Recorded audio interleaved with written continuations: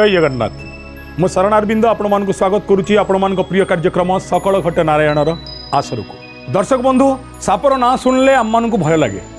सापर ना शुणिले आम मान लोम टांकुरी उठे। सापटे देखु देखु आम मैंने बाड़ी खोज आरंभ करूँ। कौटे गला बाड़ी कहीं ए साप को मार दियो नली आमको मार।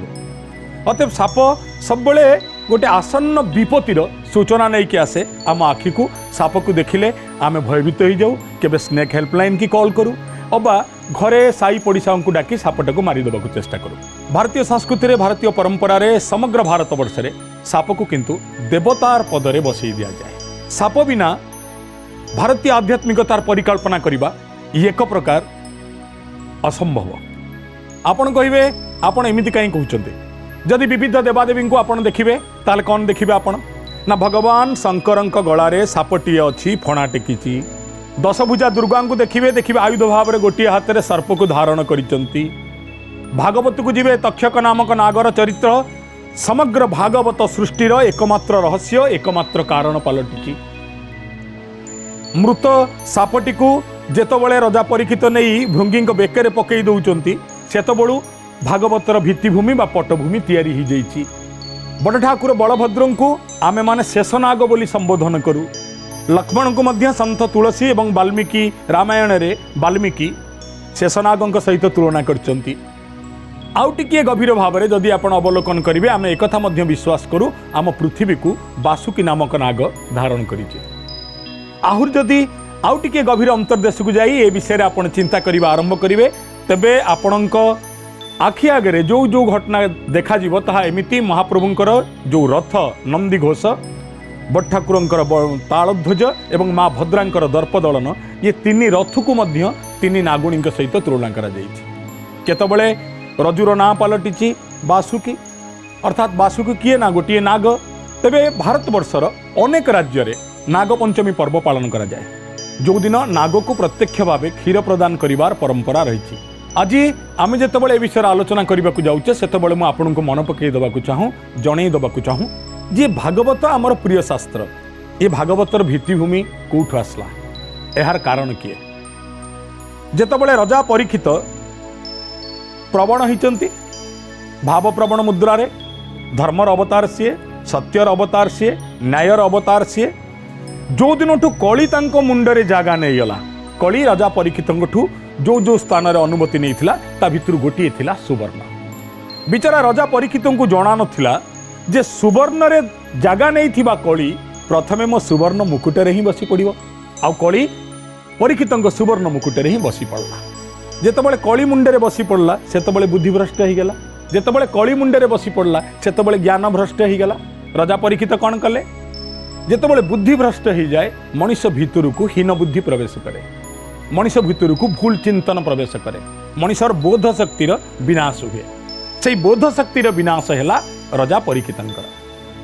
राजा परीक्षित अत्यंत तृषार्थ होती एवं मुनि निकट को जाई कहते हे मुनिवर हे ज्ञानी प्राज्ञ हे तपस्वी मते प्रचंड भाव तृष्णा लगुची मु शोषार्थ अच्छी मते टोपाए पानी दियंतु। जी साधक से तो साधनार मग्न जप तप ध्यानर जगत रे अछंती सी बा पानी आनी देबे केमिति से पानी आनी दे पारले ना।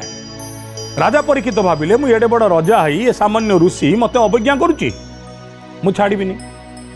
राजा परीक्षित कौन कले ना सामान्य दूर रे देखिले गोटे मला सापटाई पड़ी आ मला साप को नहीं गुड़े देले परीक्षित साधना करुथिबा मुनिंकर बेकेरे। जेतबळे मुनिपुत्र स्नान अंते आसंती देखिले निज बापांक पाखरे बापांक बेक चारिपटे एमिति सापटीए पड़ी। मुनिपुत्र एथिरे व्यथित होउचंती एवं अभिशाप प्रदान करुचंती।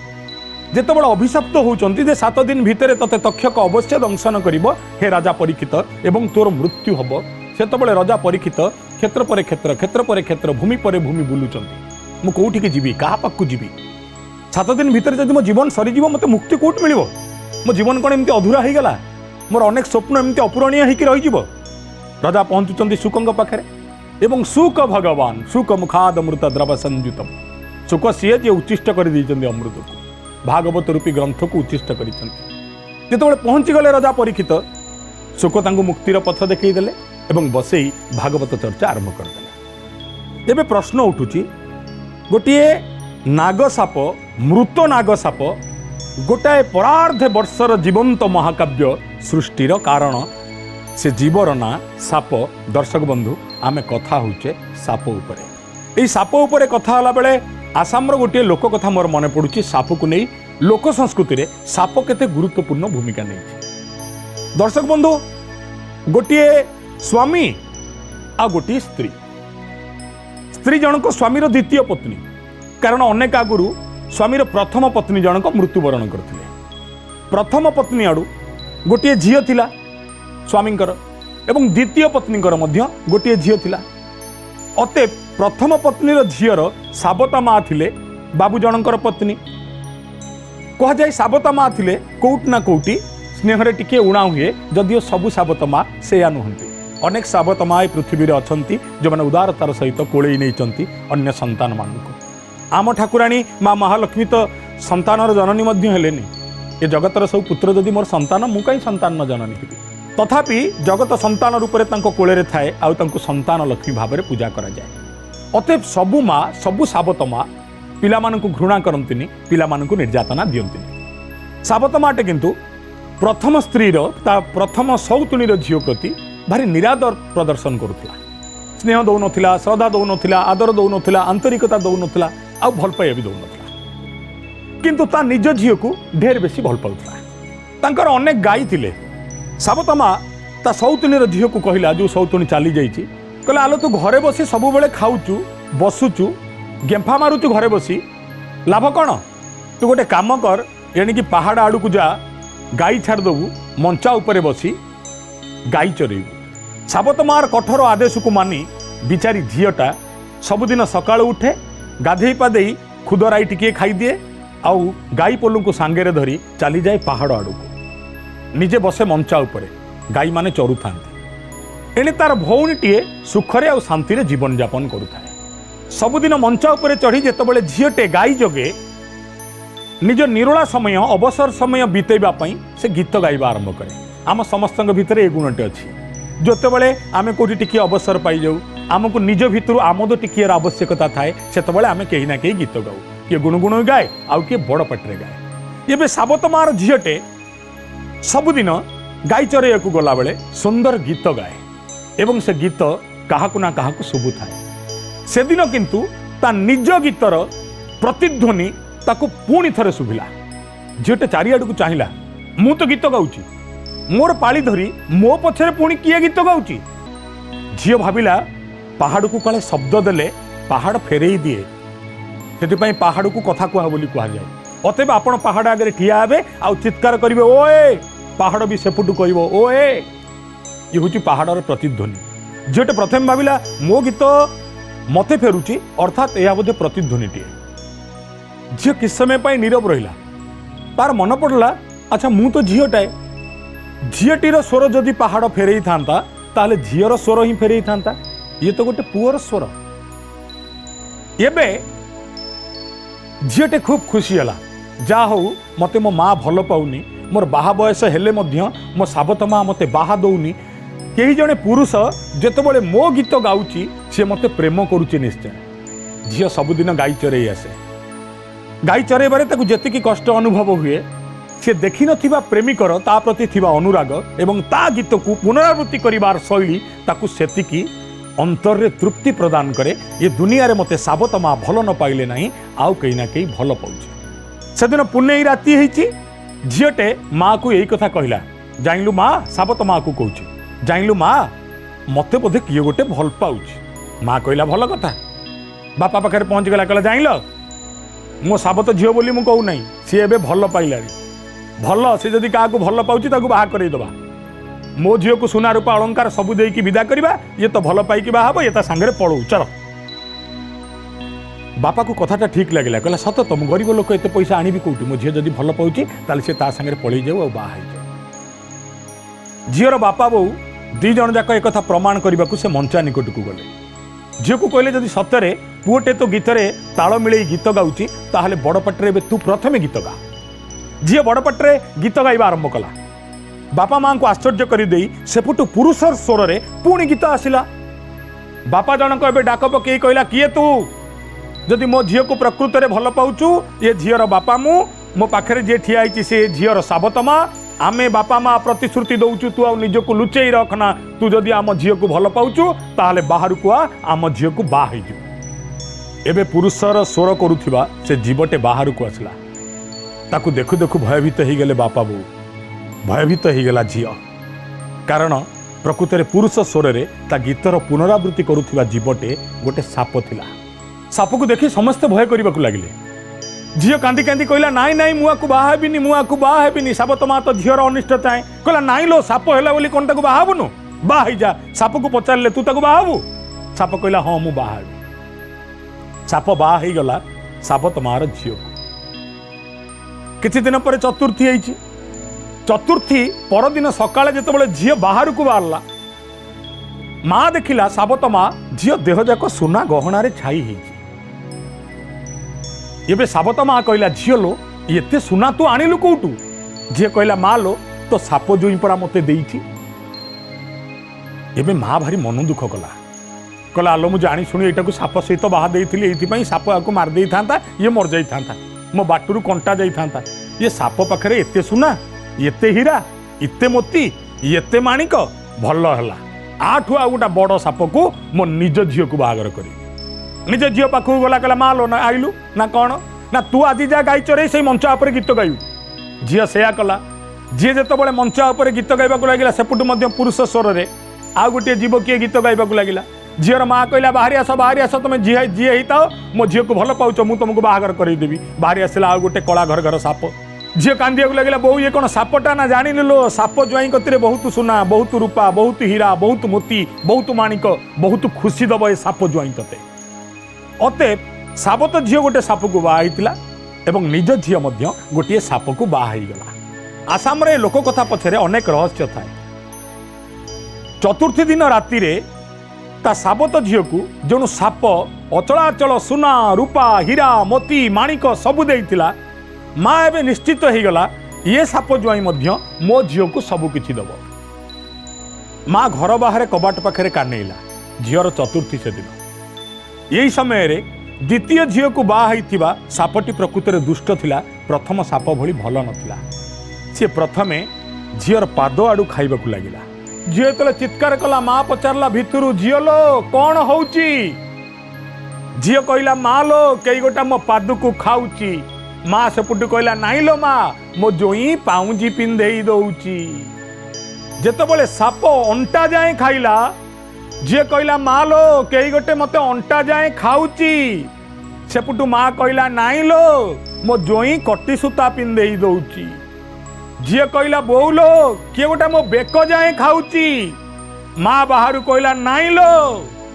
ज्वाई सुनाहार पिंधेई दउची जेतेबेले झील आहुरी रागी गला जे माँ मोर किसी कथा बुझुनी मरिबा को अल्प समय बाकी अच्छी झील धीरे धीरे स्वर में कहला बोऊ लो किए गोटे मो मथा को आसी खाऊची सेपुटू माँ कहला नाई लो झील जोई तते मथामणि पिंधेई दउची शेषे सापटाए झीलटी को खाईगला ये लोक कथा आमको शिखाए गोटे साप ता पत्नी को मर्यादा प्रदान कला ता पत्नी को सकल अलंकार प्रदान कला आ गोटे साप प्रेमर बाहाना करी जहाँ को बाहा हला ताकू भोजन कला दर्शक बंधु आमे कथा होतले साप उपरे आपण कहिबे आसाम रे लोक कथा सहित आपण कथार संपर्क कौन अच्छी आमे आरंभरू कहते साप को देखिले आमे भयभीत हो जाऊ साप को देखिले आमे डरू बाड़ीटीए खोजू ताको मारिबा को चेष्टा करूँ और स्नेक हेल्पलाइन की डाकू प्रकृत में सबु साप दुरात्मा नुहंती दुष्ट जीव नुहंती अनेक साप अछंती जो माने देवता भाव में पूजा पाती से बासुकी नाग हुंतु से स्वयं अनंत शेषनाग हुंतु अबा आपण शिवंक गलार शोभा पाउथिबा सापर कथा कहतु दिने साप भगवान शंकर को प्रश्न कला कहला भगवान शंकर दुनिया समस्ते साप को भय करती आपण किंतु साप को कहीं गलार धारण करते मते गलार धारण करने गोटे विपज्जनक क्रिया नुह कि भगवान शंकर कहले नाई रे साप तोर अनेक महत्व अच्छी तू ताहा जानिनु काले तू जानिले अहंकारी हो जीवु मु तते मध्य केबे से कथा कही नहीं अतएव सापर महत्वर गुण कौन कौन जहाँ भगवान शंकर देखिथिले भगवान शंकर साप को कहले सापरे तोर कौन कौन महत्वर गुण तू जानी नौ ना कौन ना मु किए ना आपण महाजोगी ना जोगटा आउ कौन कि ना अर्थात ना जोग अर्थात जी जोगी से कुंडलिनी उपरे गुरुत्व प्रदान करे आउ मनीष शरीर जहाँ तू कुंडलिनी शक्ति बोली कहूचु जी आधार है मोड़ी मोड़ी मोड़ी ही जाइछि से केवल जांगुला सापर प्रतीक अर्थात जोगी प्रतिनियत गोटे सर्प चेतना रे बास करे से चेतना ताकू सिद्धि रे पहुंचे दिए जहाँ को आपण माने षडचक्र भेदर कथा कहउचंती मूलधारु सहस्रार जाए जीवा कथा कहउचंती सेइथिपई डाक्तरी विद्या रे गोटे मेरुदंड थाए एवं मेरुदंडर चारिपटे दुई पटे सापटे मोड़ी मोड़ी होइकी थाए ग्रीक भाषा रे ताकू लॉर्ड ऑफ सर्पेंट बोली कहा जाए अर्थात जोगी मानक पई एवं चिकित्सा पई सर्वश्रेष्ठ आधार होउची ये कुंडलिनी रूपी सर्प आम समग्र मेरुदंड भितर जार सत्ता बजाय रही जी सकल जीवंक जीवनर कारण जी प्रति मुहूर्त भोगी मनुष्यटा को जोगी करिवार चेष्टा रे थाए सी हूँ सर्प तू ये कथा तू जानी न आउ सर्प तू एक कथा जानू कि ना कौन ना अखिल विश्व जदि एजाए अच्छी आउ गोटाए सर्प पाई ता ना बासुकी पृथ्वी की धरिची मथा उपरे सहिची पृथ्वीर बोझ अमृत जदि पृथ्वी को आसी थाए तार कारण मध्य सर्प ना केमिति ना सेदिन बासुकी नाग थिले बोली मंदरगिरी चारिपटे बासुकी की भिड़ा गला एवं सर्प को धरी मंथन करागला मंथन रे जाकू दौड़ा भाव व्यवहार करा जाइथिला से होची सर्प सर्प नथिले लक्ष्मी ठाकुराणी नथान्ते सर्प नथिले अमृत नथान्ता सर्प नथिले जीव जगत रे जोगी नामक शब्दटीए नथान्ता आपण माने एक कथा भावंती कि आम शास्त्र रे परिकल्पना करा जाइछि गोटे स्वतंत्र लोक जो लोकर ना नागलोक अर्थात जेभली भाव रे आमर गोटे लोक अछि भगवान गोलक धाम अच्छी से भाव में नागलोकटी अच्छी बोली मध्य अनेक विश्वास करती हिमालयर जोगी माने बारंबार एक स्वीकार करती जे नागलोकटी सत्य अच्छी एवं सहस्र नाग सेठारे बसवास करती एवं पृथ्वी रे जदि सबुठु पृथ्वीर कल्याणकारी जीव किछि थांती ताले सी होउचंती एही नाग देवता दर्शक बंधु आपण एक कथा जानती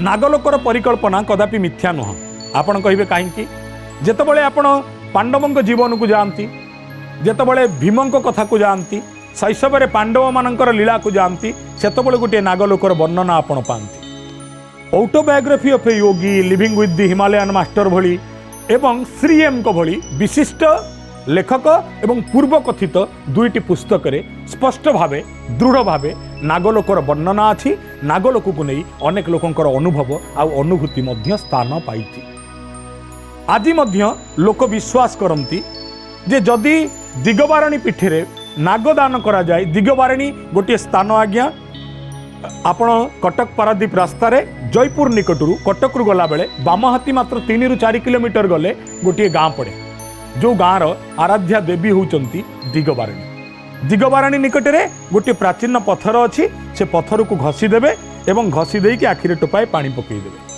आज भी शह शह लोक प्रतिदिन सेठी पहुंचती आ विश्वास करा जाए जदि आपणकर आखि भल होउची तेबे आपण दिगबारणी निकटरे रूपार नाग दान करिबा उचित ये आम ओडिशार कथा जगतसिंहपुर जिल्लार कथा अति दूरर कथा नुहे आहुरी मध्य आमे जो अनंत व्रत देखु आज भी ओडिशार अनेक गाँ गंडारे माँ माने अनंत व्रत पालन करती आपण जानती अनंत व्रत पालन करिवार पद्धति केते निष्ठार सह हुए दर्शक बंधु आमे कथा होचे नाग विषय रे आमे कथा होचे साप विषय रे आपण मानकु जणैबाकु चाहिबु ए अनंत व्रतटी कौन जो माँ माने ये व्रत करिथिबे सेमान तो जानिथिबे अनेक लोक अछंती अनंत व्रत कौन जानते नहीं आपण माने जानती दर्शक बंधु आम प्रति ओडिया घरे माँ माने जो माने अनंत व्रत रखि थांती केही अनंत व्रत निजे तैयारी करि न थांती आपण कहिबे तेबे विश्वास करा जाए अनंत व्रत कोउ ना कोउ आधार रे आपे आपे आसी से घरे पहुंची जाती कहार बाली काम हम नईरू बाली आसो अनंत पलि आसवे से कहा घर उपरे पड़ी थे आसी हठात अनंत छोटिया छोटिया नागमूर्ति दुईटी ताको अनंत व्रत कहीकि पूजन करा जाए केबे केबे सासू उझेई दिए कहे हे अनंत व्रत प्रभु मु आ पारिबी नहीं मु उझेई देली तमे तम बाटे जाओ जदि तांकर आसीबार थाए पुणी बहु पादरे सी बाजिकी घर को पलि आस ए कथारे मध्य विश्वास करा जाए। आउ अनंत व्रत पालन करिवार प्रथा एते कठोर आपण विश्वास करिवे नहीं। अनंत व्रत जो माँ माने पालन करती से माने जुआड़े जाती सांगे अनंत व्रत को लेकिन जाती। कारण कौन कहतु?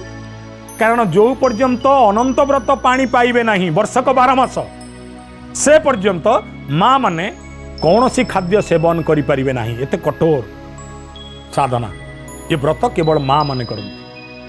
ये व्रत करिवार कारण ना दुईटी नागों को पूजा करा जाए। मो घर मो परिवार मो पुत्र मो कन्या एमान को सुखी जीवन दे, एमान को समृद्ध जीवन दे। दर्शक बंधु आमे प्रथमे कथा होतिले साप नामक जीव पाई भागवतर सृष्टि हेला। आसाम लोक कथा आमको शिखई देला सकल साप दानव प्रकृतिर नुहंती। अनेक साप देव गुणधारी जो भारतीय संस्कृति रे नाग पूजन करा जाए। नाग पंचमी भली पर्व अनंत व्रत भली पर्व भारतीय संस्कृति रे सर्प मानकर गारिमा कौन ताहा जणई दिए। एवं शेष को आपण अनंत व्रतर कथा जानिले जो अनंत व्रत सहित जोड़ी होईची उत्कलीय संस्कृतिर सर्प प्रीति सर्प प्रति थिबा अखंड विश्वास। आपण जानती आज मध्य ओडिशार गाँ गंडारे अनेक समय रे सोमवार दिन कौनसी ना कौनसी हुंका पाखरे नागदेवता दर्शन दियंती। आउ नागदेवता दर्शन देउ दउ माँ माने कहीं तांको मारती नहीं। आपण कहबे कौन करती? श्रद्धारे आदर रूपार गिनार क्षीर टिकिए ढाली सर्पदेवता को समर्पण करती। केवल गाँ गंडारे नुह श्रीक्षेत्र में मध्य महाप्रभुंकर रत्न भंडार रे नाग मानक उद्देश्य रे प्रत्यह क्षीर समर्पण करा जाउथिला जार प्रमाण रही। से प्रमाण आपण निश्चय जानवे। दर्शक बंधु आमे कथा होतिले साप विषय जानले अनेक कथा। आगामी समय रे आहुरी अनेक जीवजंतु को नहीं अनेक कथा नहीं मु शरणारविंद आसबि आपणक निकट को। किंतु मन रखिए साप विषय कथा सरी नहीं। श्रीमंदिर रे सर्प पूजन परंपरा ए विषय जार रही आलोचना एवं विदाय दियंतु। जय जगन्नाथ।